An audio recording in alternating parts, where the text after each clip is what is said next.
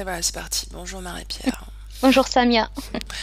Alors, de nouveau ensemble pour la 113e cette fois-ci. Ok. Bon, tu connais pas le sujet, je le rappelle à chaque fois, désolée pour la répétition. Est-ce que tu es prête? Oui. Ah, si tu es prête, on y va. Tu peux fermer les yeux et commencer déjà à te détendre. Mhm. Tu te détends. Comme d'habitude, tu n'écoutes que ma voix. À chaque respiration, un peu plus profondément, tu t'enfonces. Les pieds à la tête. Et je compte de 10 à 1. Et à chaque palier du décompte, tu te détends. 10,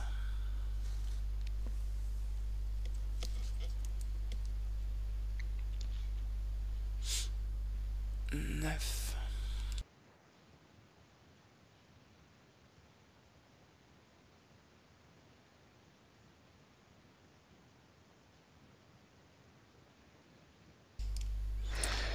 8,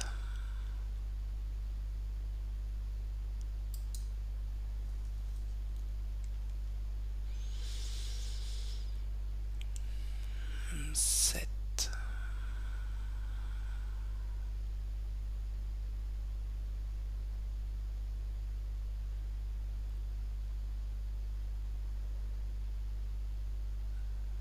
6,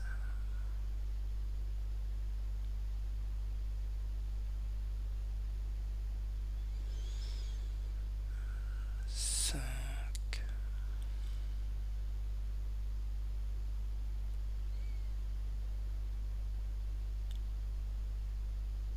4,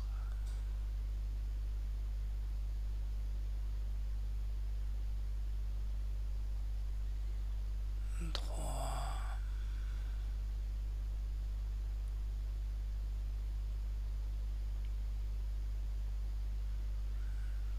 2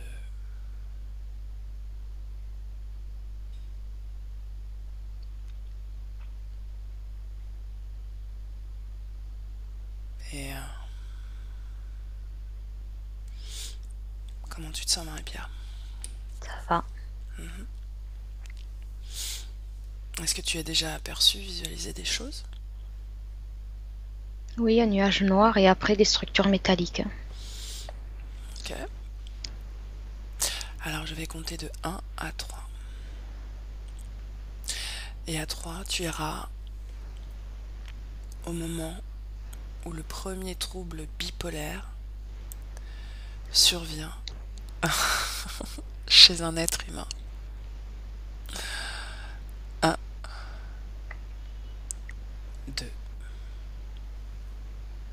et 3. Dis-moi quand tu y es, Qui suis? à quelle époque tu te trouves, Je sais pas, j'ai pas d'époque là. à quel endroit,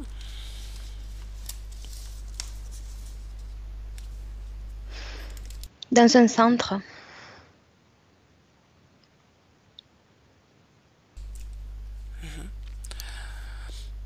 fais des mouvements de va-et-vient, comme un focus, tu sais. Tu t'éloignes, tu te rapproches, tu t'éloignes, tu te rapproches, et tu perçois de plus en plus la temporalité, l'endroit, et le premier trouble bipolaire chez un être humain. Prends ton temps et plonge dans cette information.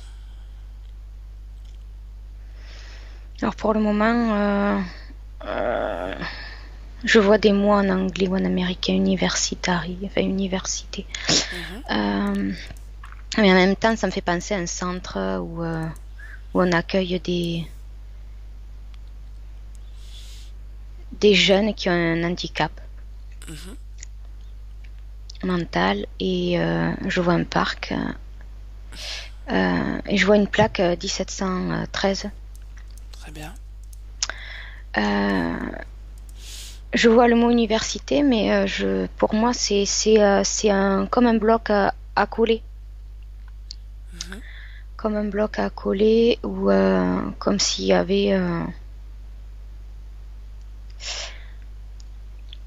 pas un centre d'accompagnement, mais un centre où je sais pas. Ça leur permettait de voir à quoi ça ressemblait. Alors, je sais pas si ça sert à des cours ou autre chose, je ne sais pas. Et je vois un jeune adolescent. Et ce qui me fait bizarre, c'est que pour moi, quand je le regarde, il a une trisomie. Il n'a pas une bipolarité. Continue. Pourquoi est-ce que tu es attiré par cet être humain? Est-ce que c'est un être humain déjà? Oui, oui. Ouais. Ok. Pourquoi est-ce que tu es attiré? Quand tu m'as dit le mot bipolarité, c'est lui que j'ai vu.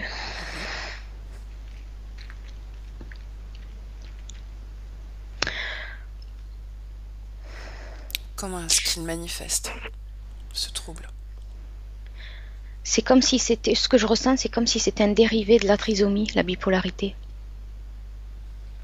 Ok. Est-ce que tu perçois autre chose? Non, je le vois, il a les yeux hagards, il a les yeux dans le vide pour le moment, comme si il faisait focus sur quelque chose, ou il était là mais pas là, absent. Quelle cause ou facteur provoque la bipolarité?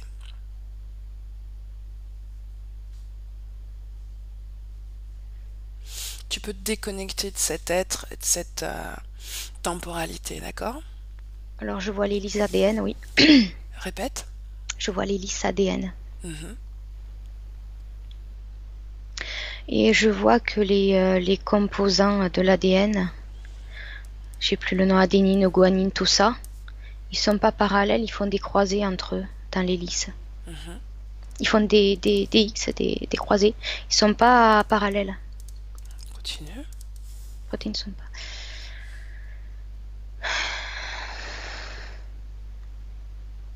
Est-ce qu'il y a d'autres facteurs que tu perçois?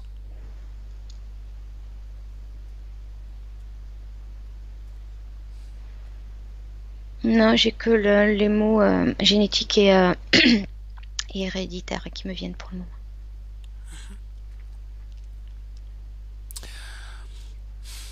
Maintenant. Oui. Il n'a pas de couleur cet ADN, comparé à ce que je vois d'habitude. Je le vois que avec du bleu et du blanc, c'est tout. D'accord. Parce que le bleu, c'est pas une couleur pour toi? Si, mais d'habitude, quand j'ai déjà vu l'ADN dans les enquêtes ou autres, il y a plusieurs couleurs relatives à la personne qui appartiennent. Ok. C'est comme si l'ADN de chaque personne avait des couleurs ou un mélange différent. C'est comme une carte d'identité au niveau énergétique. Là, il n'y a que 2 couleurs. Ok. Quelle cause ou quel facteur perçois-tu qui contribue au développement de la maladie chez les personnes âgées cette fois-ci?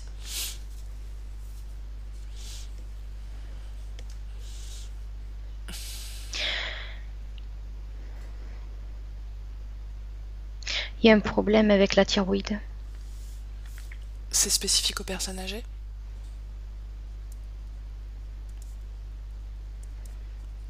Oui et non, parce que ça me renvoie à cet adolescent où c'est en relation avec ses problèmes de poids.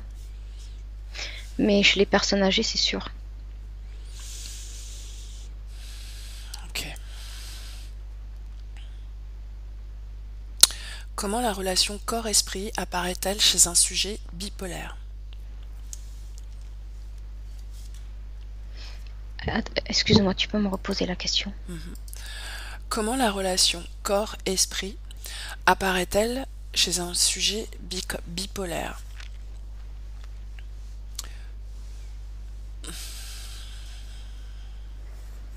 Brouillé, c'est le mot qui me vient. Autre chose? Non. Et au sujet des personnes âgées, c'est le mot bipolarité me parle pas. C'est pas. Ça a peut-être les symptômes, mais ça n'est pas. Ok. Les phases euphoriques ou les phases dépressives ou dites mixtes, quelles conséquences peuvent-elles entraîner sur le système nerveux central?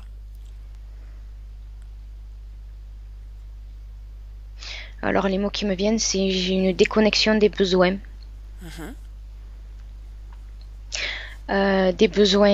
des besoins basiques.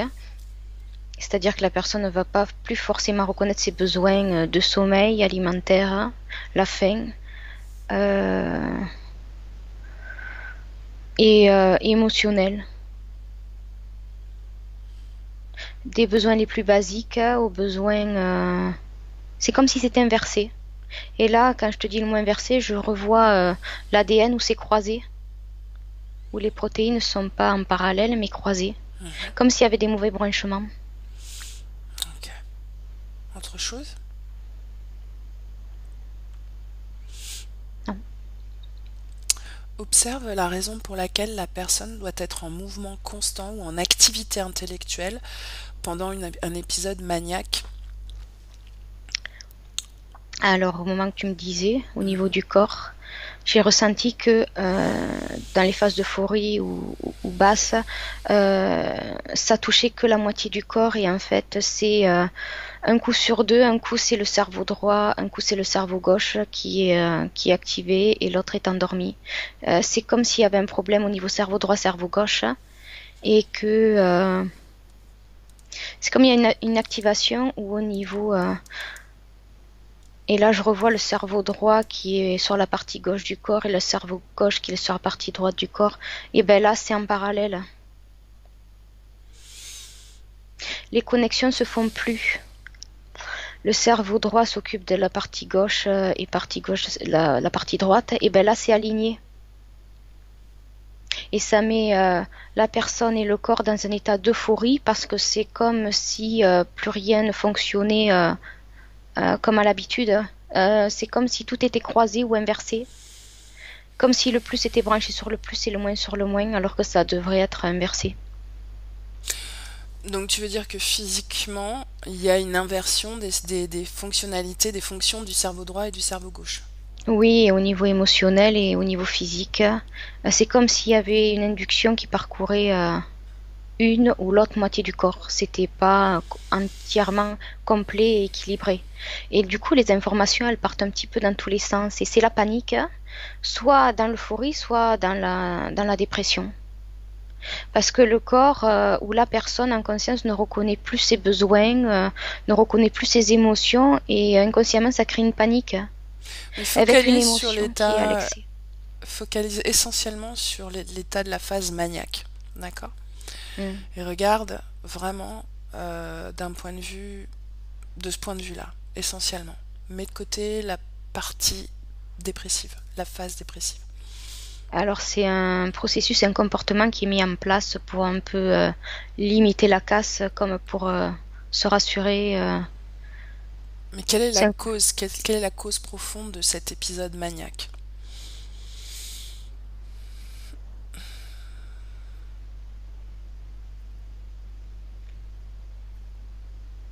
Qu'est-ce qui est à l'origine de cette phase maniaque? Qu'est-ce qui pousse la personne à être en mouvement, en agitation, en activité intellectuelle?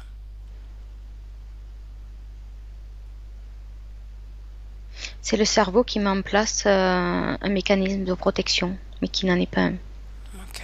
C'est comme si le cerveau, le corps et la personne essayaient de remettre de la maîtrise sur, sur ce qui l'entoure et sur elle-même. Non, c'est ça. C'est ce Ok, que je vois. C'est ce très que je bien. vois. Maintenant, focalise sur toute la partie des chakras et leur fonctionnement chez une personne bipolaire. Tu peux chercher dans les terres une personne diagnostiquée bipolaire. Alors je le vois. Uhum. Est-ce que tu peux confirmer son ADN?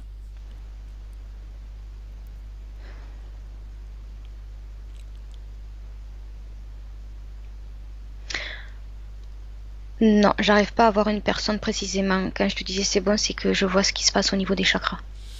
Cherche une personne bipolaire. Maintenant.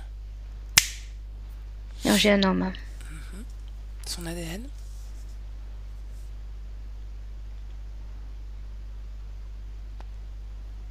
Alors, il y a de lui-même, en grande majorité, 77%.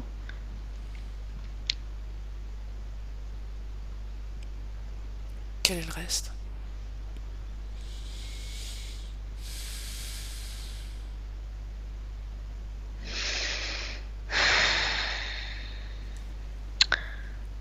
Je connais pas. Je Regarde vois. si c'est particulier à la bipolarité ou pas.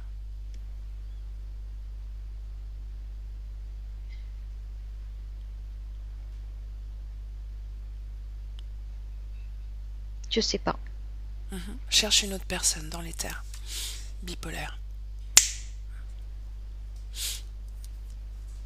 Moi, j'ai une femme qui a des Son, problèmes de poids. son ADN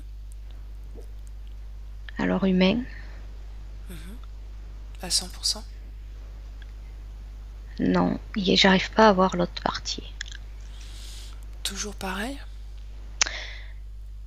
J'arrive pas à voir l'autre partie, mais ce que je ressens comme chez l'homme, c'est un pourcentage d'ADN qui n'est pas humain et qui est comme. C'est un état latent. C'est un état. Il n'y a pas d'émotion. C'est une caractéristique ou comme si c'était un être vivant, mais en latence, tu sais, en latence d'être programmé. Qui est lié à cette autre partie ADN que tu perçois? Oui, je vois quelque chose d'organique. Mais tu ne connais pas ce type d'ADN, c'est bien ça? Non, ça paraît visqueux. C'est comme, ça me fait penser à un être vivant mais organique, qui est latent et qui a pas d'émotion. J'aimerais que tu élargisses, d'accord, ton point de vue. Tu peux même un peu augmenter tes fréquences pour avoir une vision un peu plus claire et expansée. Hmm. Et Il y a, il y a- il y a un lien avec le domaine aquatique. regarde si c'est vraiment particulier à la bipolarité, cet ADN. Oui? Hmm. Ok. Alors choisis un de ces êtres que tu as croisé. Dis-moi si tu prends la femme ou l'homme. Comme tu veux. Allez, la femme, on reste sur la femme, d'accord? Mhm. Maintenant, observe son système de chakras. Et dis-moi comment il fonctionne pour une personne bipolaire. Alors, en état de non-crise, c'est calme. Et en état de crise, c'est ce que j'ai vu tout à l'heure.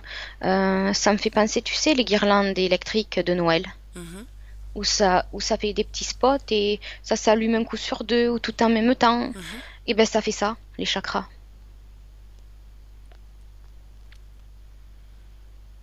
On parle de quel chakra? Tous, tous. Je les vois alignés et en état, en période, en cas de crise, c'est comme s'ils clignotaient un peu partout. Est-ce que tu vois autre chose de particulier sur ce système de chakras?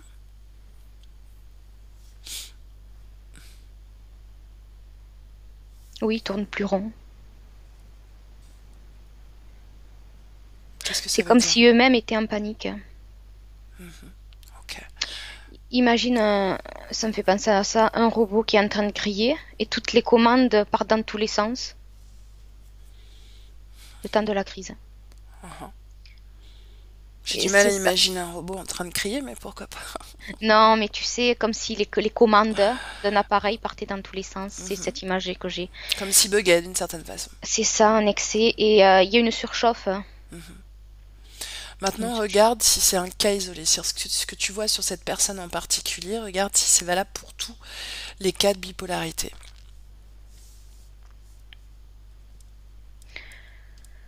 Oui, dans l'ensemble, oui. Après, selon la personne, ça va toucher plus. L'impact va être beaucoup plus fort selon le chakra de la personne.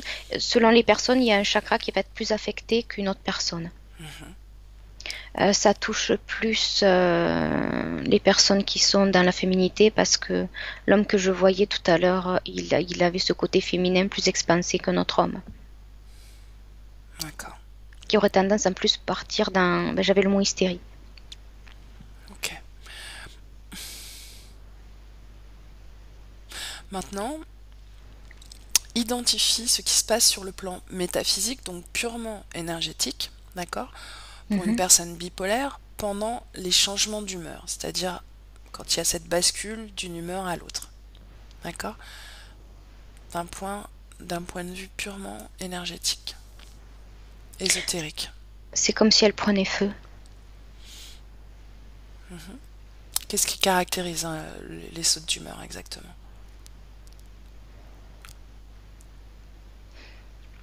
Tu me parlais des chakras tout à l'heure, j'ai l'impression que ça part du premier. Mhm. Et ça s'enflamme jusqu'en haut, jusqu'à la tête. Je vois énergétiquement, je vois comme si elle était en flamme, avec du orange et du rouge. Autre chose? Comme si ça partait d'en bas et que Il n'y a pas de jusqu'à la différence tête. d'une humeur à l'autre? C'est toujours le même processus? Oui, mais alors les couleurs peuvent changer selon le haut ou le bas. C'est comme si tu passais du chaud au froid ou du glacial au bouillant. Qu'est-ce qui correspond au glacial? Qu'est-ce qui correspond au bouillant? Au glacial, c'est quand tu es en dessous de tout, au plus bas. Mhm. Et le côté surchauffe, justement, c'est quand c'est dans l'hystérie, l'hystérie enthousiasme où ça déborde. Comme si les chakras au plus bas étaient mis sur arrêt, comme si on glace, comme glacé, ouais, comme statique. Et quand ça part dans l'autre sens, tous les voyants s'allument, c'est la panique. Ça clignote de partout et ça embrase. C'est la folie. En partie, tu as répondu. Quelles énergies régulent les sautes d'humeur d'un point de vue biochimique? D'accord? Énergie et biochimie. Quelle énergie régule les sautes d'humeur d'un point de vue biochimique?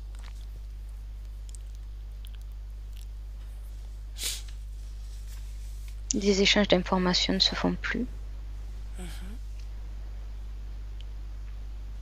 Les informations cellules, entre les cellules.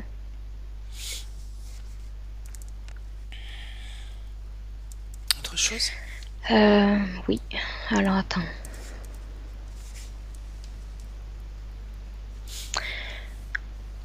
À ces moments-là, c'est comme si la personne n'avait plus accès à sa mémoire émotionnelle. Au niveau des cellules, à sa capacité à se rappeler. Tu sais, il y a un endroit du cerveau où tu as toutes les expériences, Mhm. les émotions que tu as vécues dans le passé. Mhm. Et ben ça, c'est un blackout. La personne n'a plus accès à la mémoire émotionnelle de son vécu ou c'est comme si tout d'un coup elle était dans le moment présent mais en panique parce qu'elle gérait plus, parce que c'est en excès. Elle n'a plus accès à sa capacité de raisonner ni à son historique émotionnel d'expérience. Ok. Observe maintenant d'un point de vue purement énergétique le délire de toute puissance ou l'illusion de grandeur chez un sujet bipolaire. Qu'est-ce que tu vois?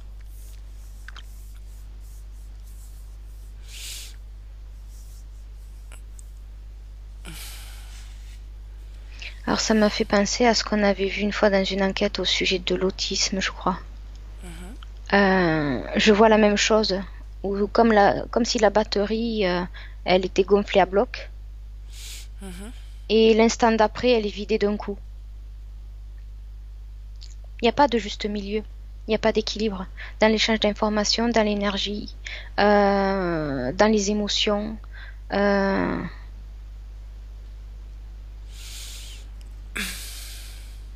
Mais qu'est-ce qui provoque cette toute puissance, cette grandeur?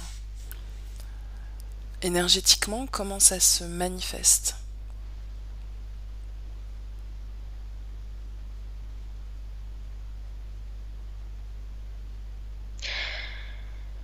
Je vois cette femme qui qui tout d'un coup, tout de suite, se sent, alors ce que je pourrais dire dans l'expansion, Mhm, où vraiment elle ressent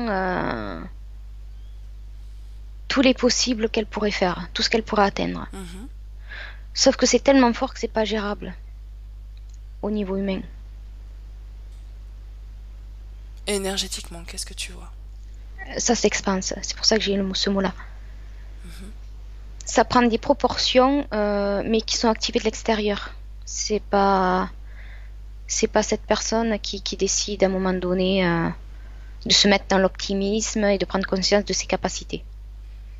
Je vois pas, mais je ressens que c'est activé. J'ai l'information que c'est activé pardon, de l'extérieur, Regarde. comme une télécommande à distance.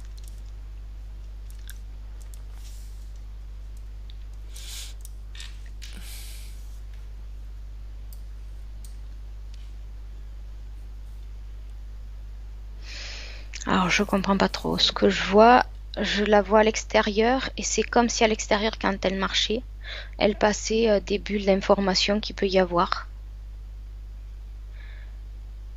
Ok, on va Et explorer ça tout à l'heure. elle ne sait pas les traiter et en fait tout dépend de ce qu'elle traverse comme Ok, fréquence. on va creuser tout à l'heure. La maladie bipolaire peut-elle être causée par l'apparition d'autres maladies? Oui, non ou partiellement. Partiellement. Mhm. Quelles sont-elles, ces maladies? Alors je ressens quelque chose de similaire avec la trisomie. Et c'est comme s'il y avait une partie des gènes qui était identique, mais à un moment donné, ça basculait d'un côté ou de l'autre. Côté trisomique ou côté bipolaire, et j'ai l'autisme aussi qui revient. Mhm. Pourquoi est-ce qu'il y a un lien? Là, on va rentrer dans cette partie qu'on dit libre, d'accord, d'exploration libre. Quel est le lien avec la trisomie, justement? Est-ce que c'est Émotion, juste... C'est émotionnel. l'émotion? Oui. Donc, il n'est pas question de génétique? Si, c'est lié, Mhm. mais ça s'active différemment. Parce qu'une personne trisomique ne va pas forcément manifester d'émotions bipolaires. On est d'accord? Non, mais, non, mais dans ce cas de similaire, c'est un état de crise. Où à un moment donné, c'est plus possible de s'adapter. Il n'y a pas un retour à l'équilibre et ça explose. Mais une personne trisomique n'est pas forcément... On le définit pas forcément par ses crises, on le définit plutôt par une limitation. C'est pas ce que je ressens, non. Mhm. La personne trisomique, je la sens pas du tout limitée. Elle n'arrive pas à s'adapter, qu'à un moment donné, les informations ne sont pas gérables et que ça part à l'excès. Je vois le jeune adolescent de tout à l'heure, hein, qui à un Le moment premier, donné, oui, celui qui a manifesté pour la première fois le trouble de bipolarité.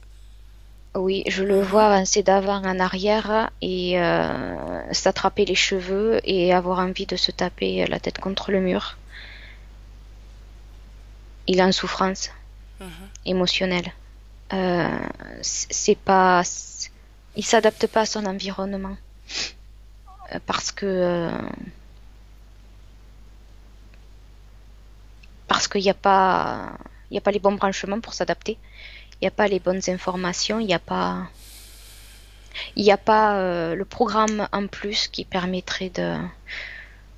Ah, je le vois dans un état avancé quand même de la maladie. Il n'a pas un état de trisomie léger, celui que je vois. Et en même temps, il est en expansion lui aussi. Il y a une espèce de sensibilité avec l'extérieur, hein, similaire à la bipolarité. Mais quand on se sent en expansion, on a plutôt tendance à le ressentir comme quelque chose de positif. Non, pas pour eux.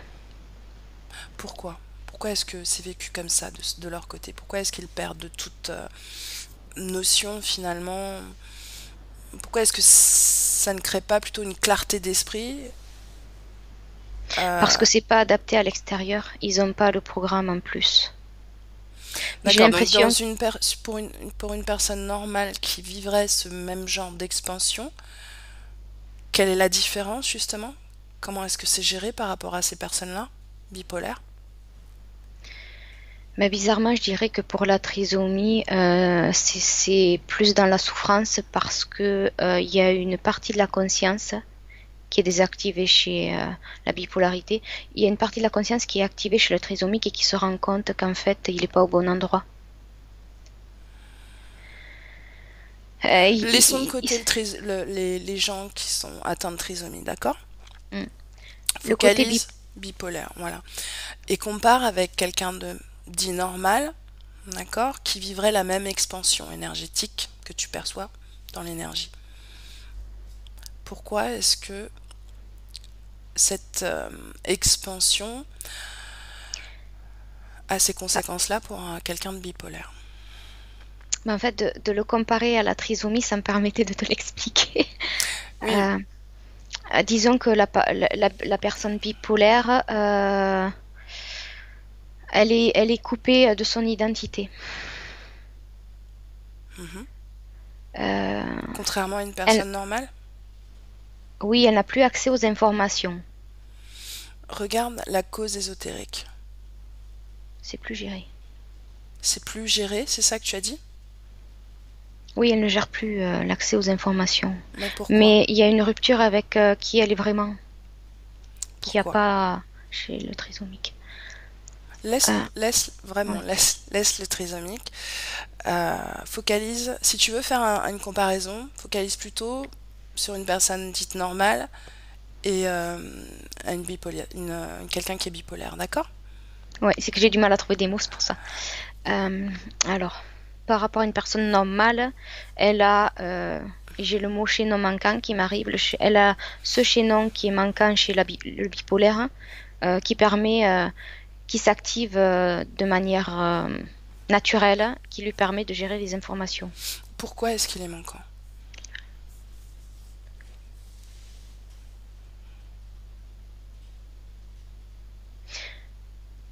Alors en revoyant l'ADN, ce serait pas le bon mot, il est désactivé. Il y a les mauvais branchements. Je revois les protéines qui sont croisées dans l'ADN, dans l'hélice. Quelle est la cause ésotérique de cette désactivation? Maintenant. Ça a été rajouté et j'ai le mot abduction qui arrive. Regarde si c'est particulier à ce cas que tu observes ou si c'est général. Non, c'est dans les premiers cas où ils ont rajouté. Mhm.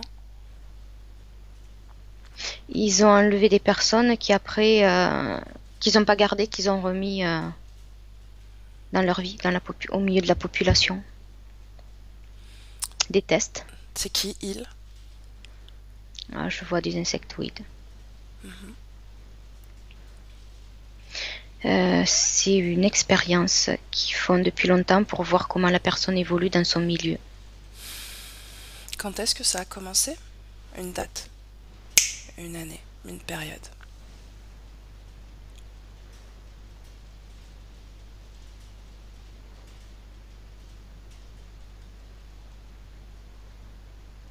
C'est pas si loin que ça, mais j'ai pas une date, j'ai qu'un ressenti. Dis-moi. C'est pas l'aube de l'humanité. Il y a déjà le langage, il y a déjà l'écriture, et j'arrive pas à percevoir une période. Regarde le décor de cette période.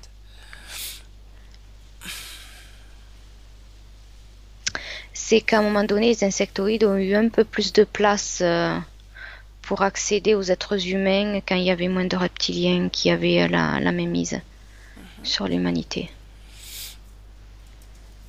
C'est comme si les insectoïdes avant n'avaient pas eu autant d'approche au niveau des humains et qu'à un moment donné, il y avait eu un peu plus de place pour qu'ils puissent expérimenter sur la masse humaine un peu plus large. Un peu plus large. Alors attends.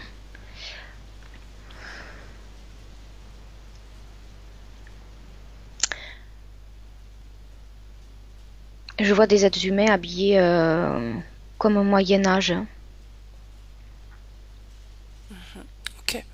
Des longues robes, un tissu un peu épais, assez, Ok. même un peu avant même. Souvent, les traitements, déconnecte-toi de cette temporalité, reviens bien dans le présent, maintenant. Mm. Comment est-ce que tu te sens? Ça va. Ok. Pourquoi est-ce qu'on fait souvent le lien avec la thyroïde? La bipolarité, on la lie à la thyroïde, puisque souvent les traitements, c'est le lithium, justement.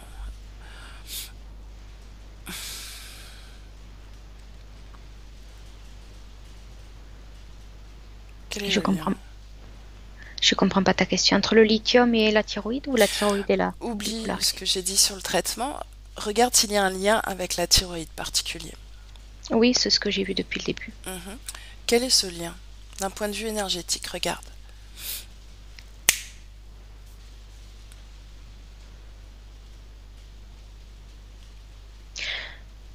C'est comme si la thyroïde faisait un lien avec les autres chakras, tous les autres chakras. Les autres chakras. C'est comme si c'était un lien communicant. Regarde comment. Pourquoi est-ce que c'est spécifique à la bipolarité?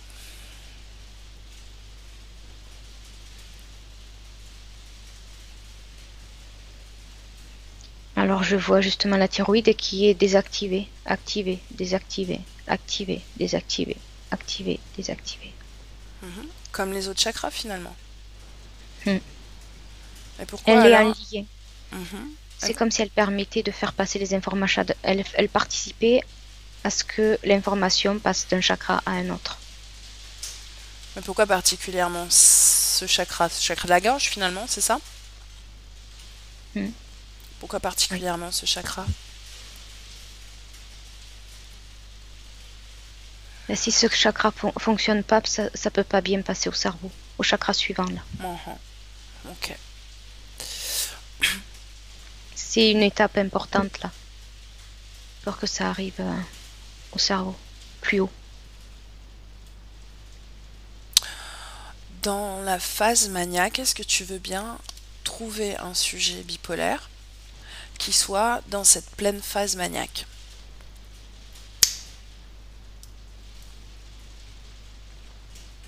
Quand tu y es, tu me le dis. Alors, ça rejoint ce que je viens de te dire. C'est-à-dire, c'est comme si un être humain pouvait fonctionner avec Mhm. tous les chakras, même en panique, pouvait fonctionner jusque-là. Mhm. Il n'y a pas besoin pour que net fonctionne que ça aille jusque-là. Déjà jusque-là, c'est possible. Ok. Et en fait, il y a un test qui est, j'entends encore le mot expérimentation, qui permet de voir comment un être humain peut fonctionner jusque-là, pas plus haut. Ça s'arrête là. Donc toutes les personnes atteintes de bipolarité ne dépassent pas le chakra de la gorge, c'est ce que tu veux dire? Est-ce que j'ai bien Pas compris? comme une, oui, pas mais pas comme une personne normale. Pas dans les mêmes capacités. D'accord.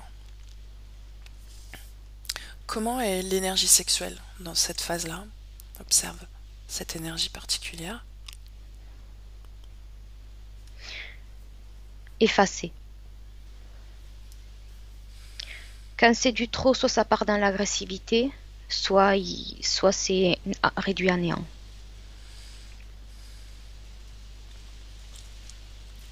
Ok. Si on revient à cette observation qu'on a faite tout à l'heure sur les cerveaux droit et gauche, Mhm.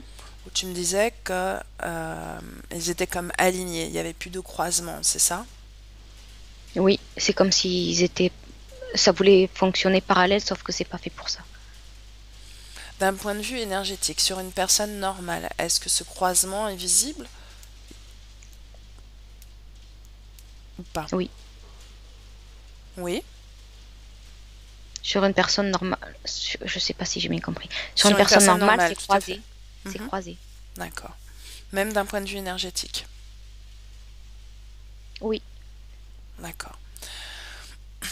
Est-ce qu'on peut dire que pour une personne bipolaire, alors, ces deux cerveaux sont comme à l'équilibre? Ou ils sont juste inversés parce qu'ils gèrent la partie droite, enfin le droit gère la partie droite et le gauche le gauche. Ils sont en déséquilibre et même dysfonctionnels parce qu'ils sont parallèles. C'est comme si on faisait les mauvais branchements inversés. Et en fait, jusqu'au chakra de la gorge, ça me renvoie à l'ADN, où tout ce qui est parti de la gorge jusqu'en bas, c'est inversé, et à la normale. Et tout ce qui est là, c'est inversé à la normale. Par rapport à une personne normale, si tu, façon de parler, tu coupes en deux une personne normale et une personne bipolaire. Et bien jusqu'au niveau de la gorge, les deux sont inversés. C'est-à-dire que de là à là, ça va être croisé alors que ça ne devrait pas. Au niveau ADN, au niveau chakra, ça part dans tous les sens. Et là, c'est aligné, mais ça devrait être croisé pour le bon fonctionnement, comparé à une personne normale. Je sais pas si je me... Si, c'est clair. Est-ce que c'est le résultat attendu de l'expérience? Non. Non, c'est comme s'ils essayaient de faire fonctionner un être humain et que ça s'arrête là. Sauf que non. L'être humain n'est pas au départ fait pour fonctionner à l'envers, en haut et en bas. Quel était l'objectif de cette expérience alors?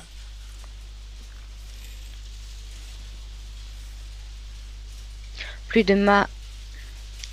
malléable, plus de... J'arrive pas à dire le mot. Plus perméable au niveau émotionnel pour les insectoïdes. Comme un bouton qu'on active, encore une fois, comme j'ai vu tout à l'heure, de l'extérieur. Que ce soit plus malléable au niveau émotionnel. Et ils n'arrivent pas, c'est un échec, parce que c'est pas voulu, ils n'arrivent pas à faire fonctionner un être humain comme ils le souhaiteraient au niveau émotionnel en s'arrêtant là. Il y a un bug. Et ça part dans un sens ou dans l'autre.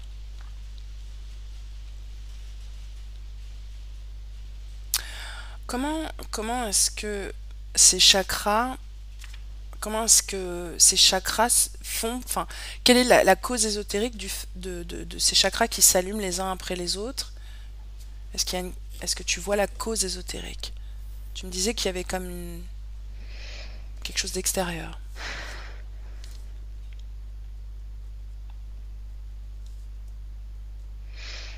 Alors c'est l'activation des gènes, mais pas en direct. Une activation qui s'est fait... J'ai eu le mot après, mais on est passé à la prochaine question. Avant Jésus-Christ, j'avais la période à la fin. Mais et avec le temps, ça s'est pas arrangé. On peut pas faire fonctionner un être humain si on le coupe la partie haute de la partie basse au niveau chakra. Est-ce qu'il y a un moyen de... C'est actionné de l'extérieur. Est-ce qu'il y a un moyen de guérison d'un point de vue énergétique? Qu'est-ce qu'il faudrait mettre en place? Alors, j'ai le mot restructuration qui me vient. Ça serait... C'est bien ancré dans l'ADN quand même de manière générationnelle. Mais justement, quand les personnes bipolaires ont un traitement, on dit que ça stabilise justement leur humeur et ils peuvent être plus adaptés, entre guillemets, à cette vie d'être humain incarné. Énergétiquement, qu'est-ce que tu observes? Alors c'est que temporaire et je vois les effets qu'au niveau physiologique.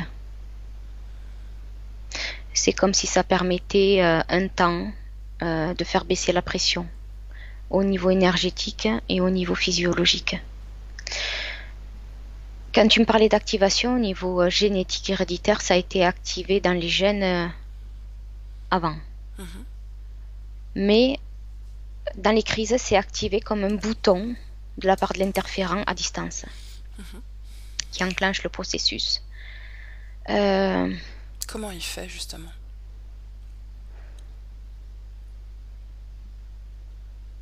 Vulgairement parlant, au niveau métaphorique, peut-être, je ne sais pas. Je vois un petit gris qui actionne comme une télécommande, un bouton. Est-ce qu'il y a un implant? Oui, Est-ce que tous les bipolaires ont un implant? oui. Si tu observes de nouveau cet ADN, tu me disais 77% humain et le reste comme organique, prêt à être programmé, ce sont tes mots. Oui, oui, pas d'émotion, pas de réelle conscience, ouais. Comme Mhm, à un niveau flasque, mais vivant. mhm. C'est bizarre.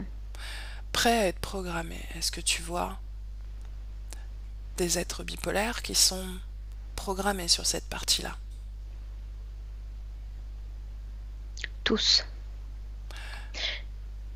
Mais je vois qu'il y a une partie qui est abduquée pour essayer de régler le problème et d'autres qui ne le sont pas. Pour ça qu'il y a des implants physiques et non physiques. Il y en a qui ont des implants éthériques et d'autres qui ont les deux, physiques et éthériques. Et parce qu'il y a une partie où ils veulent voir de manière naturelle, si je peux dire, au niveau de l'évolution, comment le corps et la personne s'en sortent. Et d'autres où ils essayent d'interagir pour régler le problème. Comme si l'expérience était coupée en deux pour voir l'évolution de deux manières différentes. Donc d'un côté, ils veulent régler le problème, et d'un autre côté, ils veulent, comment dire, confirmer le problème? On peut dire ça comme Non, ça? Non? non. Avec un bouton, c'est activé de l'extérieur, qu'il soit que éthérique ou éthérique et physique. Mhm. Sauf que dans les bipolaires, c'est comme s'ils avaient coupé la population en deux. Il y en a qui vont laisser tranquille, qui vont pas abduquer, continuer à abduquer dans leur vie, en regardant comment ils évoluent de par eux-mêmes tout seuls et comment ils arrivent à gérer ça de manière naturelle, mais avec ça, si je peux dire, sans intervention de leur part au niveau de l'évolution humaine. Et Et quand une tu... autre où ils interagissent pour voir s'ils ne peuvent pas régler le problème pour accéder à leur projet de départ, Quel est le c'est-à-dire projet de... rendre l'être humain plus malléable. Mhm. Quand ils sont abduqués, qu'est-ce qui se passe? Va un moment... Ça y est, Voilà. ils essayent de réduire le pourcentage humain. Parce qu'ils se sont aperçus que ça fonctionnait pas, parce que le pourcentage humain était trop bien présent. Avec des paramètres qui étaient déjà présents depuis l'aube de l'humanité.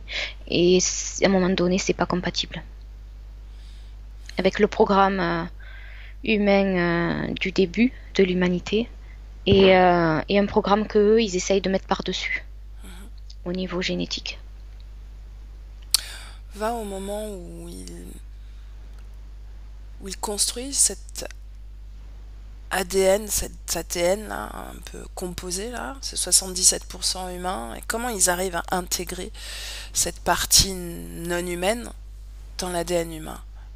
Va à l'origine de cette association d'ADN.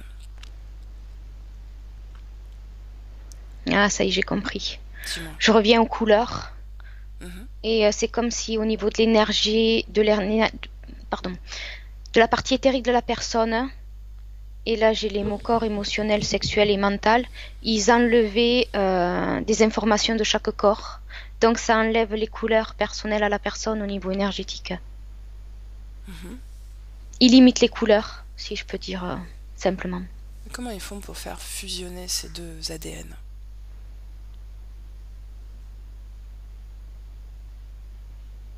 Alors c'est comme s'il y avait une couche de l'hélice sur l'hélice qui était collée dessus. Mais là, on part de la partie physique. Oui. Regarde d'un point de vue énergétique. Est-ce que tu perçois cet ADN aussi? Non, il y a des ponctions énergétiques qui sont faites. C'est les mots qui me viennent. Ponction énergétique? Oui. De chaque corps.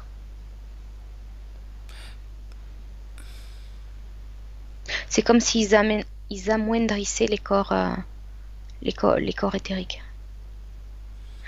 Donc tu ne perçois pas cet ADN non humain d'un point de vue énergétique? Si, c'est cette partie-là qu'ils essayent d'amoindrir, en ponctionnant les corps. Donc, ils essaient d'amoindrir la partie non humaine, l'ADN non humain, Non, humain, humain, d'accord. puisque c'est ça qui pose problème. Ils amoindrissent le corps sexuel, mental et émotionnel en faisant des ponctions. D'accord, mais comment ils arrivent à intégrer cette partie d'ADN non humaine? Ben, une fois qu'ils ont ponctionné, qu'ils ont affaibli les 3 corps, c'est plus simple. Il y a moins de résistance. Comment est-ce qu'ils arrivent à créer? Quelle est l'origine de cet ADN non humain?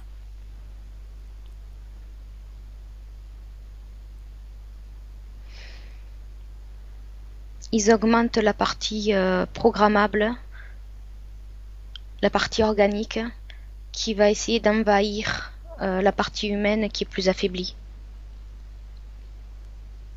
Est-ce que ça répond à ta question? Et c'est pas un rajout, c'est comme dans une balance.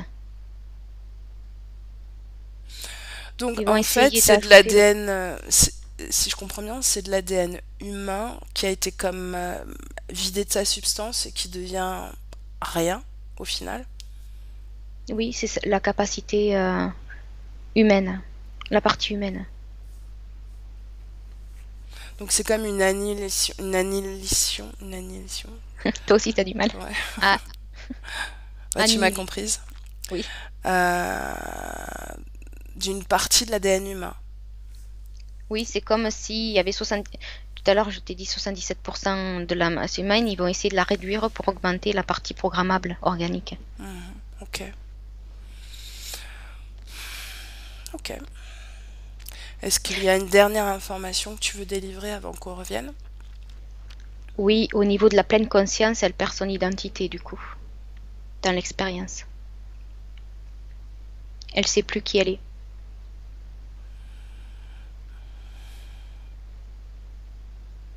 Ok. Bon, ça aurait été intéressant d'explorer ça aussi, mais ça fait quasiment 1 heure qu'on est en investigation maintenant. Alors, je veux que tu te déconnectes totalement de tout et de tous et que tu reviennes à toi. Ancré en 2021 avec l'énergie, l'émotion de ton choix, plutôt, la fréquence. Dis-moi comment tu te sens? Calme. Parfait. Alors comme d'habitude, je compte de 1 à 3 et à 3 tu seras complètement revenu dans ce corps physique, légère et alerte. Avec le 1, comme je te le disais, déconnecté de tout et de tous. Et avec le 2 déjà, tu ressens la fréquence de ton choix parcourir tout ton corps et ton corps se réanime, s'allège de plus en plus, se dynamise et tu te sens merveilleusement bien, légère, très légère, calme et joyeuse. Et avec le 3, quand tu veux, tu es là avec moi. Et coucou. Ça y est, je suis là. Comment tu te sens Bien. physiquement? Oui, bien, ça va. Bon. Mais je te remercie Marie-Pierre, c'était riche d'informations. Merci à toi. Benvenuto a questo nuovo video di Disclosures. Oggi parliamo della cosiddetta sessione di ipnosi investigativa. In realtà non esiste una sessione di ipnosi investigativa. Non che non si possa fare investigazione di ipnosi, però è che non esiste una sola sessione di ipnosi per dire si è fatta investigazione, per prendere quell'informazione come buona. Perché? Sappiamo intanto che l'informazione che arriva in ipnosi è molto contaminata, la percentuale di inquinamento dell'informazione è altissima. Pensate a questa informazione che viaggia per tantissime dimensioni, attraversa densità, passa per coscienze che volontariamente o involontariamente possono distorcerla e poi arriva infine alla persona che sta in ipnosi, che ha una coscienza, ha una mente, ha un'esperienza e interpreta questa informazione secondo la sua struttura mentale, secondo le sue credenze. che per quanto si possa essere più o meno liberi mentalmente, liberi pensatori, sempre c'è una parte subliminale che interpreta in base all'educazione ricevuta, alla cultura e perché no anche tutte le esperienze di esistenze passate che ancora lasciano un segno in noi. Per capirci è come se dovessimo parlare con un'altra persona immersi nell'acqua, a qualche metro di distanza, cercando di utilizzare un mezzo, che è quello della corda vocale, che è fatto per produrre suoni da trasmettere nell'aria. Noi stiamo utilizzando questo strumento per far passare un'onda sonora nell'acqua o in un liquido. Chiaramente il suono viene completamente distorto, sempre ammesso che sia per il nostro corpo facile e non difficoltoso poterlo fare senza avere dei problemi come ingurgitare acqua o eccetera. Ma non solo. Supponiamo che per questo tipo di comunicazione utilizziamo anche due lingue diverse, per esempio un italiano e un russo o un giapponese.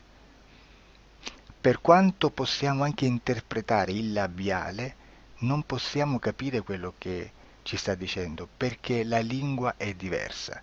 La lingua, diciamo, da dove parte l'informazione a dove arriva è completamente diversa, il codice, il linguaggio è diverso, ma possiamo anche cercare di capirci attraverso i gesti, attraverso le espressioni facciali. Per quanto sia ipoteticamente facile poterlo fare sott'acqua, però non dobbiamo dimenticare che l'acqua non è l'aria e può distorcere l'immagine, ma non solo. Dobbiamo anche pensare che l'altra persona, che parla un'altra lingua, che viene da un'altra cultura, potrebbe interpretare i segnali che noi interpretiamo come X in Y. Per noi un sì è abbassare la testa dall'alto verso il basso, per esempio, sì, e il no da sinistra verso destra, no. In alcuni paesi orientali, come le Filippine credo o qualcun altro, utilizzano esattamente gli stessi segni, ma al contrario. No, sì. Immaginate due persone di queste due culture che stanno cercando di comunicare in maniera così difficoltosa e alla fine non gli rimane altro che interpretare il linguaggio corporale. Sì, che per l'altro invece no. Cosa voglio dire con questo esempio estremo? Che l'informazione da dove parte a dove arriva viene completamente deformata. Non sappiamo esattamente quale percentuale perché ogni situazione è a sé stante, però la percentuale di inquinamento, di distorsione, di contaminazione di questa informazione è assolutamente alto. Quindi fare una sessione investigativa, mettere una persona in ipnosi e chiedere di Tizio Caio Sempronio di una situazione o chiedere certi dati è assolutamente controproducente, è assolutamente inutile. Quindi vi chiederete cosa fate allora voi quando fate ipnosi, quando fate delle domande, quando cercate delle risposte e con queste informazioni che vi arrivano lavorate sulla situazione esoterica del cliente. Beh, non facciamo altro che recuperare questa informazione solamente per arrivare al problema del cliente e poi lavorarci. Quindi il valore dell'informazione non è quello di un'istruzione, quello di memorizzare dei dati e di prenderli per buoni, ma è un veicolo di movimento, di trasporto verso la causa del problema per poi lavorarci. Quindi lo scopo di questo tipo di informazione che si prende dalla singola sessione è completamente un altro. Come si fa quindi? Investigazione in ipnosi. Il lavoro non è semplice, il lavoro è lungo, difficoltoso, stancante. È necessario farlo anche in squadra perché bisogna moltiplicare il numero di sessioni da fare e una sola persona potrebbe farlo soltanto in un tempo estremamente largo. Noi abbiamo delle informazioni che prendiamo ormai per buone, ci lavoriamo, danno dei risultati e quindi per noi sono buone. E come abbiamo fatto ad avere queste informazioni? Per esempio, come facciamo a sapere che un extraterrestre chiamato il cosiddetto grigio è più o meno alto X, poi ci sono magari quelli anche un po' più alti, ma hanno un corpo strano, hanno una pelle grigio-verde, hanno degli occhi grandi a mandorla, neri, senza una pupilla visibile, non hanno quasi bocca né naso né orecchie, hanno soltanto delle fessure, non hanno organi genitali, hanno degli arti molto più lunghi rispetto alla proporzione che potrebbe avere il corpo umano, e di solito hanno meno dita delle 5 del corpo umano, eccetera, eccetera, eccetera. O se no prendiamo un altro tipo di essere che possiamo incontrare in ipnosi, come facciamo a dire che hanno delle somiglianze con i rettili, gli animali rettili terrestri, o gli invertebrati, gli insetti terrestri? Perché? Perché siamo sicuri di questa informazione e ci lavoriamo, e quando ci arriva la prendiamo già per buona, nonostante sia anch'essa contaminata. Perché queste informazioni sono arrivate da tantissime sessioni, fatte da tantissime persone, con tantissime altre persone sotto ipnosi, e che nel contesto di tutto il lavoro gli uni non sapevano degli altri.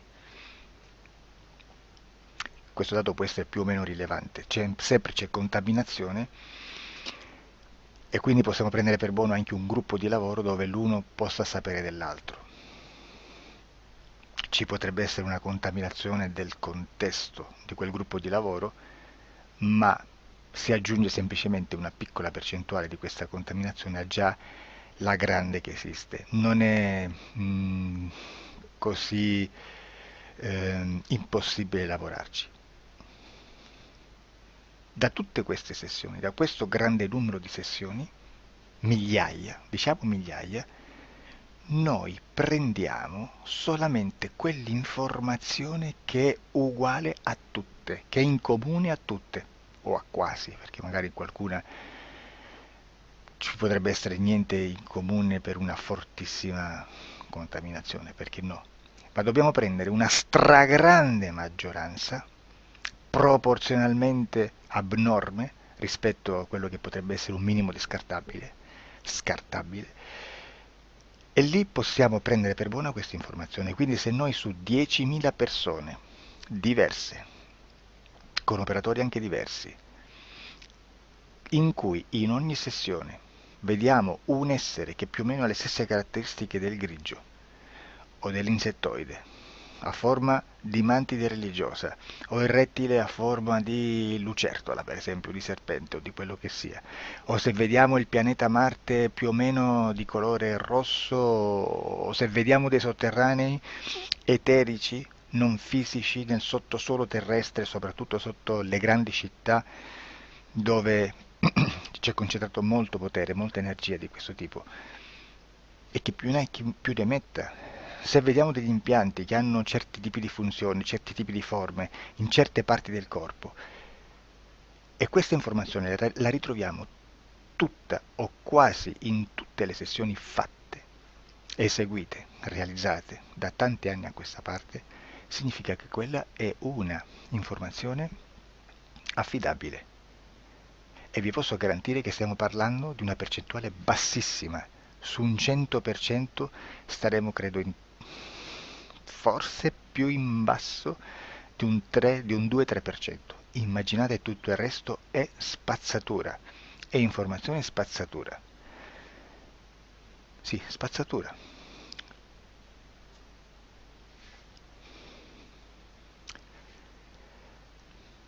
C'è anche un'altra cosa da dire. Supponiamo che un operatore faccia un'ipnosi e voglia andare a vedere cosa fa Tizio, cosa fa Caio, cosa fa Sempronio. Arrivano delle informazioni e si dice che Tizio è biondo, Caio è zoppo e Sempronio è uno sportivo. Intanto già abbiamo detto che una sessione soltanto non serve, d'accordo? Ma poi c'è da dire che una coscienza un essere in ambiente subliminale, la sua parte subliminale potrebbe non dare autorizzazione a questa fuoriuscita di informazioni. Mi potreste dire, e allora tu quando chiedi agli esseri cosa fanno, cosa non fanno? Beh, intanto la prendo sempre con le pinze perché abbiamo sempre detto che tutto è molto contaminato e mi serve solo per dirigermi da una parte. Ma c'è anche da dire che se un essere interferisce con l'altro, ha aperto un canale di comunicazione a cui non può ovviare, a meno che non lo recida, non lo annulli. Quindi quando io faccio la domanda a un essere, se lo faccio attraverso l'interferito, mi arriva l'informazione per un canale aperto che sottostà alla volontà dell'interferito. Sulla volontà dell'interferito parleremo in un prossimo video disclosures. Però, se io voglio fare un'investigazione sopra Tizio, Caio e Sempronio che non hanno nessun collegamento, nessuna interazione e nessuna interferenza con il soggetto con cui io sto realizzando l'ipnosi, non è detto che mi arrivi questa informazione. Assolutamente. Potrebbe esserci completamente un muro. Come potrebbe esserci informazioni perché quell'altra parte potrebbe autorizzare comunque. Ma non è detto. E comunque quando ci arrivano informazioni, in una situazione di non interferenza o non interazione, non possiamo sapere esattamente se sono informazioni che ha autorizzato la parte subliminale dell'altra persona o dell'altro essere, o qualche altro essere, qualche altra entità furba, approfitta della situazione, osserva quello che sta succedendo, si mette in mezzo, si fa passare per l'altro e dà informazioni, ovviamente distorte, prima perché non è detto che debba conoscerle, e anche se fosse potrebbe manipolarle a sua volontà e a suo vantaggio. E quindi immaginate che situazione ridicola ci si viene a trovare, in quale situazione ridicola ci si viene a trovare in questi casi. Da qui si vede quando un operatore riesce a utilizzare l'informazione in ipnosi come per lavorare su un soggetto. Da qui l'osservatore attento delle sessioni di ipnosi riesce a capire se quell'ipnosi è un'ipnosi affidabile, un'ipnosi con un livello di informazione certa, con una alta percentuale di informazione certa. Non vi nascondo che in futuro potrei anche